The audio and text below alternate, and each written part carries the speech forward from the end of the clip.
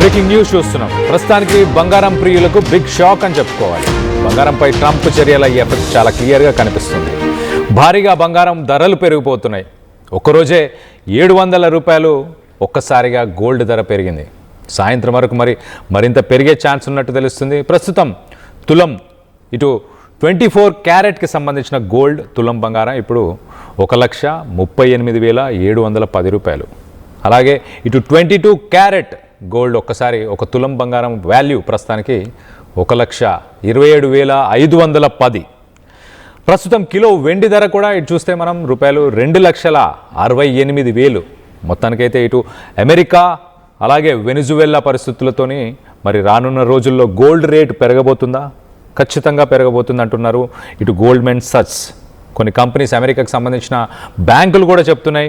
ఇటు 2025లో ఒకసారి మనం చూస్తే కనుక బంగారం ధరలు దాదాపు 70% పెరిగాయి.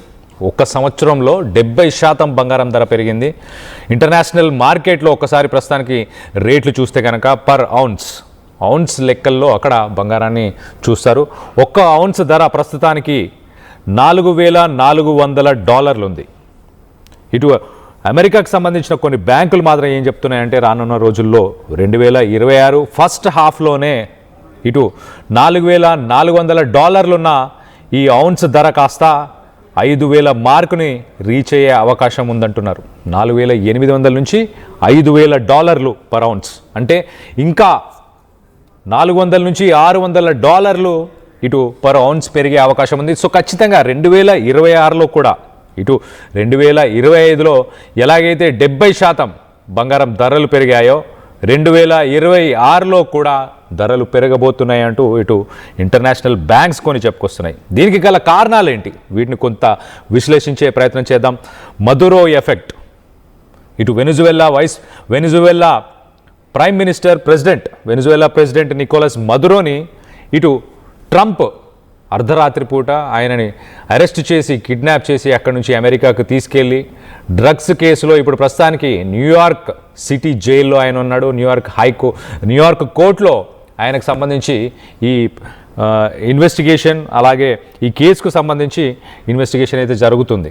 కానీ ఉన్న పలంగా ఇటు వెనిజువెలా నుంచి ఒక దేశం నుంచి ఒక ప్రెసిడెంట్ని తీసేసిన తర్వాత అక్కడ పవర్ వ్యాక్యూమ్ అంటే ఆ దేశాన్ని నడిపే వ్యక్తులు అక్కడ లేకపోవడం.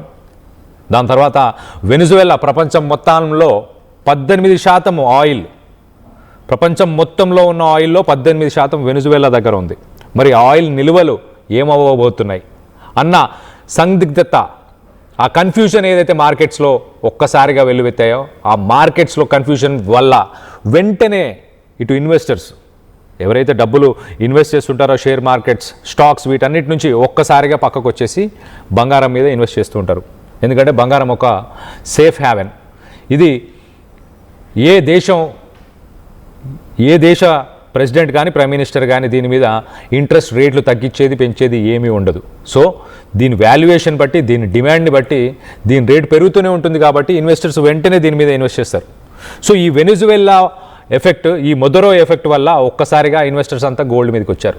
దీనికి ఇంకొక కారణం ఏంటంటే ఇటు మోన్రాయ్ డాక్ట్రిన్ అని చెప్పేసి సౌత్ అమెరికాకు సంబంధించిన దేశాలలో వేరే దేశాలు ఎవరు వచ్చి అక్కడ వాళ్ళు ఆధిపత్యాన్ని చెలాయించడానికి వీలుండదు అంటూ మోన్రాయ్ డాక్ట్రిన్ అని ఒక సైన్ని, ఒక అగ్రిమెంట్ని, ఒక డీల్ని గతంలోనే రాసుకున్నారు.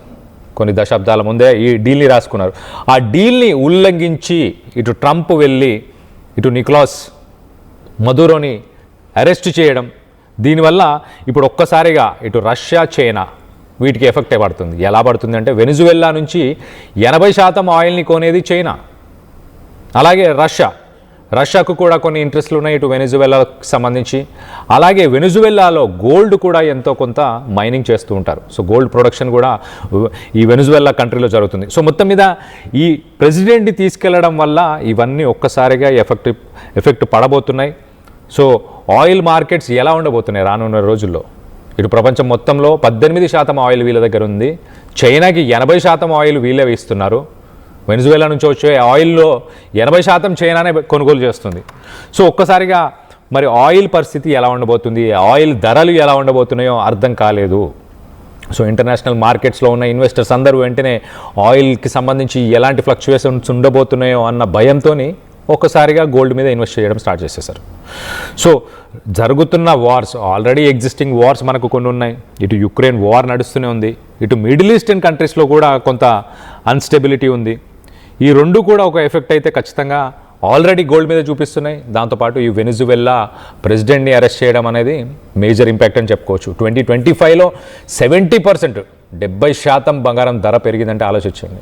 మరి 2026లో పెరుగుతుందా అంటే ఖచ్చితంగా పెరుగుతుంది. ఇప్పుడు ప్రస్తుతానికి ఈ ఒక్క రోజుకి 700 రూపాయలు పెరిగింది. మరి సాయంత్రంకి ఇంకెంత పెరిగే అవకాశం ఉందో తెలియదు. కానీ 2026లో బంగారం ధరలు ఖచ్చితంగా పెరగబోతున్నాయి. ఇంటర్నేషనల్ మార్కెట్లో మనం ఒకసారి చూస్తే కనుక ఒక ఔన్స్ది $4,400 ఉన్నది కాస్త రానున్న రోజుల్లో ఫస్ట్ హాఫ్లోనే, అంటే 6 నెలల లోపలనే ఇటు $4,800 నుంచి $5,000 అయ్యే అవకాశం ఉంది అంటూ చాలా క్లియర్గా ఇటు ప్రిడిక్షన్స్ చేస్తున్నారు. ఇటు ఇంటర్నేషనల్ బ్యాంక్సే ప్రిడిక్షన్స్ చేస్తున్నాయి. ఎట్ ద సేమ్ టైం మనం ఒకసారి చూస్తే ఈ అన్సర్టనిటీస్ అన్నిటికీ కూడా ఒక మేజర్ ఫ్యాక్టర్స్. దానివల్ల గోల్డ్ మీద ఎలాంటి ఇంపాక్ట్ ఉంటుంది అనేది కూడా ఒకసారి మీకు చెప్పే ప్రయత్నం చేస్తా. సెంట్రల్ బ్యాంక్స్, ఎస్పెషల్లీ ఇటు ఈస్టర్న్ కంట్రీస్కి సంబంధించిన సెంట్రల్ బ్యాంక్స్, అంటే చైనా కానీ, ఇండియా కానీ, అలాగే దాంతోపాటు థాయిలాండ్, ఇండోనేషియా, ఫిలిప్పైన్స్, కొరియా, ఇలాంటి దేశాలన్నీ కూడా US డాలర్ని పక్కన పెట్టాలన్న ఉద్దేశంతో, ఈవెన్ రష్యా కూడా US డాలర్ని పక్కన పెట్టాలన్న ఉద్దేశంతో ఎక్కువ మోతాదులో బంగారాన్ని కొనుగోలు చేస్తున్నాయి బ్యాంక్స్ అన్నీ, ప్రతి దేశానికి సంబంధించిన బ్యాంక్స్. అంటే ఇప్పుడు ఫర్ ఎగ్జాంపుల్ ఇండియాలో మనం చూస్తే కనుక ఆర్బీఐ లాంటి బ్యాంక్, సెంట్రల్ బ్యాంక్స్ ఏవైతే ఉంటాయో ఆర్బీఐ లాంటివి కూడా ప్రస్తుతానికి బంగారాన్ని కొనుగోలు చేస్తున్నాయి. రానున్న రోజుల్లో మార్కెట్స్ స్టేబుల్ ఉన్నా లేకపోయినా, మళ్ళీ ఒక రిసెషన్ వచ్చే అవకాశం ఉన్నా, అలాంటి వాటిని తట్టుకోవడానికి ఇటు ఎస్పెషలీ ఏషియన్ కంట్రీస్ ఇవన్నీ కూడా ఇప్పుడు గోల్డ్ని లాస్ట్ 10 years మనం చూస్తే కనుక 2015 నుంచి ఇప్పటిదాకా బంగారం కొనుగోలు చేస్తున్నాయి ఆర్బీఐ లాంటి బ్యాంక్స్ ప్రతి దేశానికి సంబంధించినవి. దాంతోపాటు ఇటు US ఫెడరల్ రిజర్వ్లో ఒకసారి మనం చూస్తే కనుక ఇంట్రెస్ట్ రేట్లని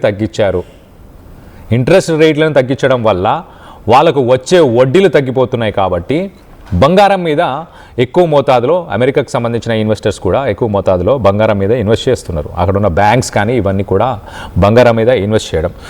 దాంతోపాటు ఒకసారి మనం చూస్తే 2025లో గ్లోబల్ డెట్, అంటే ప్రపంచ దేశాల మీద ఉన్న అప్పులు కూడా ఒక రకంగా భయానకమైన సిచ్యువేషన్ క్రియేట్ చేశాయి.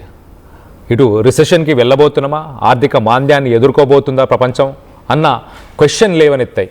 సో అలాంటి సిచ్యువేషన్లు కూడా గోల్డ్ రేట్స్ని ఇంక్రీజ్ చేయడానికి అవి కూడా ఇంపాక్ట్ చేస్తాయి. సో దాంతోపాటు ఇటు అమెరికన్ డాలర్ కూడా మనం చూస్తే లాస్ట్ ఇయర్ 2025లో ఒక 10% కొద్దిగా అది ఇంటర్నేషనల్ మార్కెట్లో వాల్యుయేషన్ దాని తగ్గింది. ఇంటర్నేషనల్ మార్కెట్లో ఆ వాల్యుయేషన్ తగ్గడం వల్ల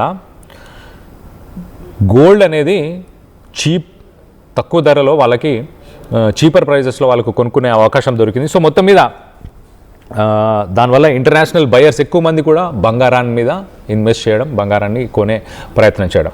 సో HSBC అలాగే గోల్డ్మ్యాన్ సచ్స్ ఇలాంటి ఇంటర్నేషనల్ బ్యాంక్స్, ఇలాంటి ఇంటర్నేషనల్ పెద్ద బ్యాంక్స్ ఏం చెప్తున్నాయనంటే గోల్డ్ ఫస్ట్ హాఫ్ 2026 ఫస్ట్ హాఫ్లోనే $4,800 నుంచి $5,000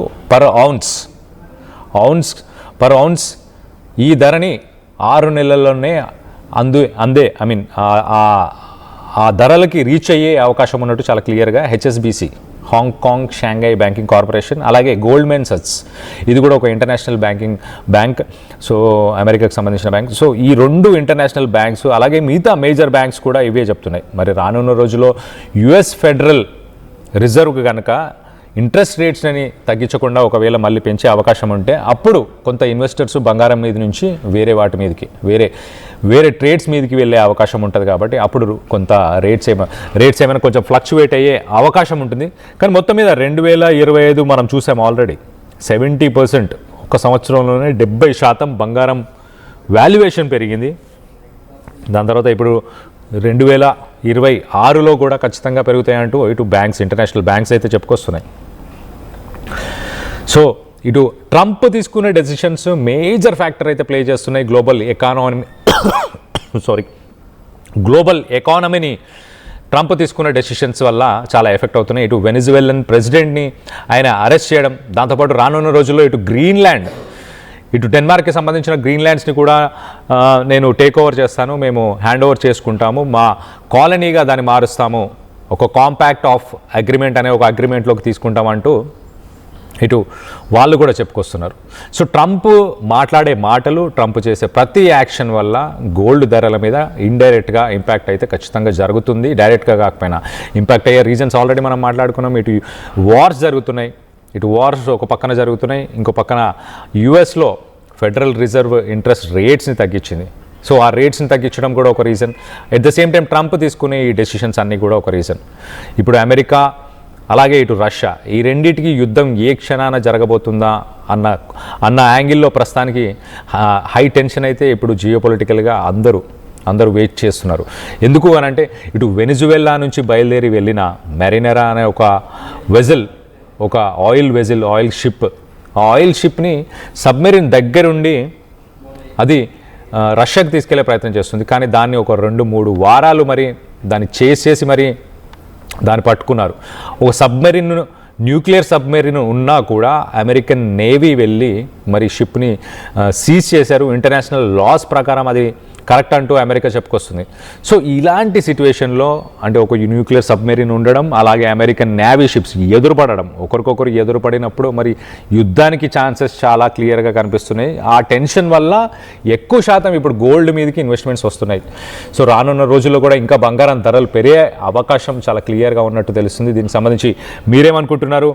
బంగారం ధరలు 2026లో ఎంత హైయెస్ట్, ఎంత వాల్యుయేషన్కి వెళ్ళే అవకాశం ఉందని మీరు అనుకుంటున్నారన్న దానిపై మీ అభిప్రాయాలని కింద కామెంట్ రూపంలో తెలియపరచండి.